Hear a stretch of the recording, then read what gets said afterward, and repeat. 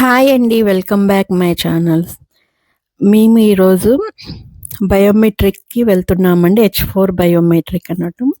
ఏం లేదండి, దానికి అపాయింట్మెంట్ కన్ఫర్మేషను, పాస్‌పోర్టు, TS-160 ఉంటే సరిపోతుంది పెద్దవాళ్ళకైతే. పిల్లలకైతేనేమో ఎక్స్‌ట్రా ఫోటోస్ ఉంటే సరిపోతుంది. 10 ఇయర్స్, అండర్ 10 ఇయర్స్ వాళ్ళకి ఫోటోస్ ఉండాలి. 10 ఇయర్స్ నుంచి ఉన్న వాళ్ళకి అక్కడే ఫోటోస్ తీసుకుంటున్నారు. ఫింగర్ ప్రింట్స్ తీసుకుంటున్నారు. చిన్న పిల్లలకి ఒక ఫోటో ఉంటే ఎక్స్ట్రా సరిపోతుంది ఈ డాక్యుమెంట్స్‌తో పాటు.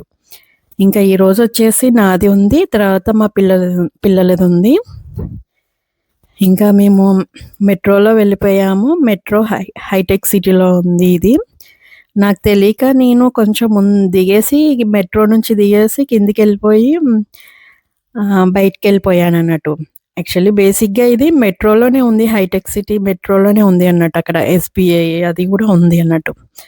సో, మనకి ఏదైనా జిరాక్స్‌లు కావాలన్నా కూడా ఇక్కడ తీసుకోవచ్చు. కాకపోతే చాలా కాస్ట్‌లీ. బెటర్ మనము ముందే అన్నీ తీసుకొని వచ్చుకోవడం బెటరు. మన పాస్‌పోర్ట్ కలెక్షన్ అప్పుడు కొంచెం ఎక్కువ పడతాయి. అంటే జిరాక్స్‌లు ఏంటంటే మన పాస్‌పోర్ట్ ముందును, బ్యాక్ మన అడ్రస్ కనిపించాలి అన్నట్టు వాళ్ళకి. సో, దాని విషయంలో మాత్రం కొంచెం కేర్‌ఫుల్‌గా ఉండండి కలెక్ట్ చేసుకునేటప్పుడు. ఇదేనండి మన బయోమెట్రిక్ ప్లేస్ అన్నట్టు. ఇక్కడే మేము బయట నిలబడాలి. ఒక హాఫ్ అన్ అవర్ ముందొచ్చినా కూడా టైమ్ టు టైమ్ ఇక్కడ టైం పెట్టారన్నట్టు. ఆ టైం వాళ్ళే వెళ్ళాలన్నట్టు లోపలికి. ఇక్కడ ఎవరు నిల్చున్నా కూడా ఇవ్వడం కూడా లేదన్నట్టు. ఇంకా పని అయిపోయింది. మనల్ని లోపల కూడా వీడియో కూడా ఏం తీయనివ్వడం లేదు అసలు. కంప్లీట్‌గా మనల్ని నిలబడనివ్వడం లేదు, తీయనివ్వడం లేదు. ఇది అయిపోయాక మాకు ఇదేమో 28 నవంబర్‌కి అయింది బయోమెట్రిక్. తర్వాత ఇంకా వీసా ఇంటర్వ్యూకి వెళ్ళామన్నట్టు. అది 2 డిసెంబరు. సో, ఇది ఎలా జరిగిందంటే అక్కడ కూడా ఏం వీడియోస్ తీయనివ్వడం లేదండి. వాళ్ళు పోలీసు వాళ్ళు అంతా చాలా స్ట్రిక్ట్‌గా ఉన్నారు. ఎక్కడ కూడా తీయనివ్వడం లేదక్కడ. ఇదేమో ఫైనాన్షియల్ డిస్ట్రిక్ట్. మన హైటెక్ సిటీ దాటినాకనే, రాయదుర్గ దాటినాకనే ఉంటుంది. అదేమో ఇది కొంచెం దూరం ఉంది. ఇదేమో మేము డైరెక్ట్ క్యాబ్ బుక్ చేసుకొని వెళ్ళామన్నట్టు. అంటే మేమున్న ప్లేస్‌కి ఇది మాకు కొంచెం దూరం ఉంది. సో, ఇక్కడ ఎలా జరిగిందంటే నాకు 221G స్లిప్ అనేది ఒకటి వైట్ స్లిప్ ఇచ్చారు. సో, అది ఇవ్వగానే అంటే మాది ఒక ప్రాబ్లమ్ ఉందన్నట్టు. నేను ఒక 17 డేస్ ఎక్స్ట్రా ఉన్నాను యూఎస్‌లో.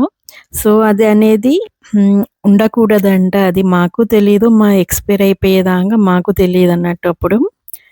సో, తను అడిగింది నన్ను, "you stayed extra 17 days like that." So, I said yes. So, after that she given to me 221G. So, ఎప్పుడైతే నాకది ఇచ్చిందో అప్పుడు నాకు హోప్స్ పోయినాయి అన్నట్టు. ఓకే, వీళ్ళివ్వరు ఇంకా నెక్స్ట్ వీసా నాకు. సంథింగ్ ఈజ్ రాంగ్ అని అనుకున్నాను.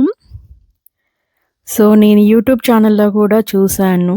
సో, అదొచ్చినప్పుడు ఎలా ఉంటది ప్రాసెస్ అని. ఇంకొక 2 మంత్స్ పడతది, లేకపోతే 1 ఇయర్ వరకే పడతది. ప్రాబ్లమ్ అయితది. అంటే మామూలుగా అయితే మనకైతే ఓకే గానీ పిల్లలు స్టడీ చేసేటప్పుడు కొంచెం ఇబ్బంది ఉంటది గదా వాళ్ళకి. మేము ఆల్మోస్ట్ వచ్చేసి 1 ½ మంత్ అవుతుంది. ఇంకా మేము వెళ్ళేసరికి ఒకవేళ ఇప్పుడొచ్చి ఉంటే మేము ఇంకొక 15 డేస్‌లో వెళ్ళిపోయేవాళ్ళమేమో అనుకుంటా. సో, ఇంకా లేట్ అయితే మా పిల్ల చదువు వేస్ట్ అయిపోతుంది గదా! 4 మంత్స్ వేస్ట్ అయినట్టు గదా! సో, దానికి వెళ్ళడం ఎందుకు అని అనే థాట్‌లో ఉండిపోయానన్నట్టు. ఇంకా బెంగుళూరా, మేము ప్రీవియస్ ఎక్కడ ఉన్నామంటే బెంగుళూరులో ఉండేదన్నట్టు మేము అమెరికాకెళ్ళిన ముందు. సో, మా అమ్మాయికి కన్నడ అది లాంగ్వేజ్ వచ్చి ఉండేదన్నట్టు. నేను సెకండ్‌కెళ్తే ఇంటర్వ్యూ, ఫోర్త్‌కి నాకొచ్చేసింది అన్నట్టు. నీ వీసా కలెక్ట్ చేసుకో అని మా దగ్గరికొచ్చిందని, డాక్యుమెంట్స్ కలెక్షన్ దగ్గరికి. అక్కడే బయోమెట్రిక్ పక్కకే ఉంటుందన్నట్టు. సో, నాకు డౌటొచ్చింది ఏంటంటే, నా పాస్‌పోర్ట్ నాకు బ్యాక్ ఇచ్చేశారు. నాకు వీసా అనేది స్టాంప్ కాలేదేమో అనుకోని తెలీదు ఇంకా ఏది అంటే అయిందా? కాలేదా? మనకు తెలీదన్నట్టు కంప్లీట్ అక్కడికి వెళ్ళేదాంకా. అక్కడికి వెళ్ళి తీసుకునేంత వరకి నా చేతిలో పడేంత వరకు నాకు తెలీదు నాకు వీసా అనేది అప్రూవ్ అయిందని. సో, హ్యాపీగా అప్రూవ్ అయిపోయింది. ఓకే. నెక్స్ట్ ఇంకా వెళ్ళొచ్చు అనే హోప్స్‌లో ఉండిపోయామన్నట్టు. ఇంకా నెక్స్ట్ 5థ్‌కి మా పిల్లలది ఉందన్నట్టు. నేను కనుక ఆ రోజు కలెక్ట్ చేసుకోకుండా ఉంటే మా పిల్లలది ఇంటర్వ్యూ అనేది అంత ఈజీగా అవ్వకపోయేది. ఎందుకంటే మా పిల్లల ఇంటర్వ్యూ అప్పుడు నా పాస్‌పోర్ట్‌ని ఒకటికి 2 సార్లు చూసి ఇచ్చారన్నట్టు. సో, మా పిల్లలది ఇద్దరిది ఒకటే రోజు అన్నట్టు 5థ్ డిసెంబర్. సో, ఆ రోజు ఇంకా చెప్పేసింది డైరెక్ట్ మీ మీ వీస్ అంటే మీ వీసాలు మీ పిల్లల వీసాలు అప్రూవ్ అయినాయని చెప్పేసారు డైరెక్ట్. సో, అప్పుడు అర్థమైపోయింది. ఓకే. అప్రూవ్ అయిపోయిందని ఇమ్మీడియేట్‌గా బుక్ చేసుకున్నాము. ఇంకొకటి ప్రాబ్లమ్ ఏమైందంటే మాకు వీసా అంటే మా పిల్లలయే కదా! నాది ఆల్రెడీ 2 డేస్‌లలో 221 ఇచ్చి గూడా మనకు 2 డేస్‌లో ఇచ్చారు. సో, వీళ్ళకి ఇంకా ఈజీగా త్వరగా వచ్చేస్తది అనుకున్నాను. అలానే వచ్చేసింది. 2 డేస్‌లోనే వచ్చింది. కానీ ప్రాబ్లమ్ ఎక్కడొచ్చిందంటే, మా ఆయన యూఎస్‌లో ఉన్నారు. సో, నేను పిల్లలతోటి ఉన్నాను గదా! పిల్లల పాస్‌పోర్ట్ కోసము వెళ్ళి కలెక్ట్ చేసుకోవడానికని ఎళ్తే ఏమన్నారంటే, పేరెంట్స్ ఇద్దరు ఉంటేనే మేమిస్తాము. అంటే ఇంతకుముందు ఈ రూల్ ఉండకపోయేది. అంటే ఈ మధ్యలో స్టార్ట్ చేశారంట ఈ రూలు. సో, మరి హస్బెండ్ అక్కడున్నారు. ఏంటి పరిస్థితి అంటే అప్పుడు ఏమన్నారంటే, మీ హస్బెండ్ ఒక అంటే ఒకటి రాసి ఇవ్వాలి. నా పిల్లలది మా వైఫ్‌కి ఇవ్వడంలో నాకు ఏ విధమైన అభ్యంతరం లేదు అని ఓన్‌గా రాసి అది సిగ్నేచర్ చేసి పంపివ్వాలంట.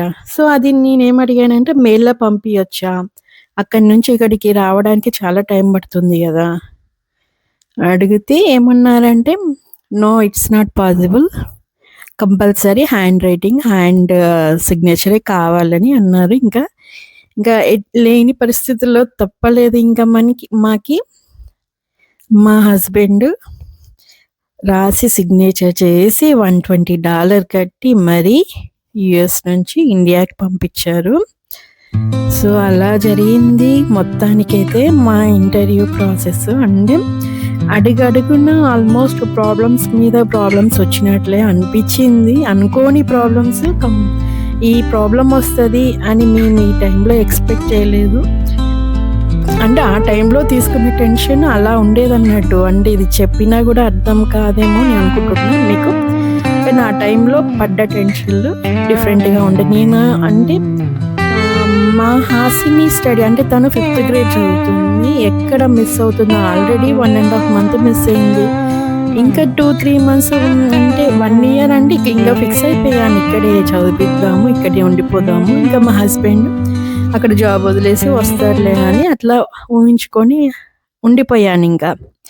ఇంకా వచ్చేసరికి ఇంకా అందరం ఒక కాడ ఉంటే సరిపోతదిలే, బావుంటది. ఒక్కొక్కరు ఒక్కొక్క కాడ ఎందుకు ఉండడము అనేది ఒకటి అనుకోని ఇంకా వెళ్ళిపోయాము.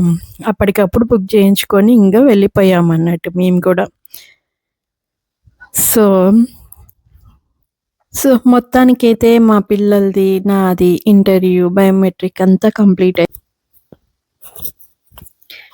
యాక్చువల్లీ మేమున్న 1½ మంత్‌లో గూడా హైదరాబాద్‌లో ట్రై చేశాను. స్కూల్‌లో జాయిన్ చేయడానికి. ఎన్ఆర్ఐ అని చెప్పి లక్షలు ఫీజు అడుగుతున్నారు. అది 1 మంత్ తనుంటుందా? లేకపోతే ఫుల్ ఉంటుందా అన్నా గూడా ఫుల్ పేమెంట్ చేయమని అడుగుతున్నారు. ఇది అసలు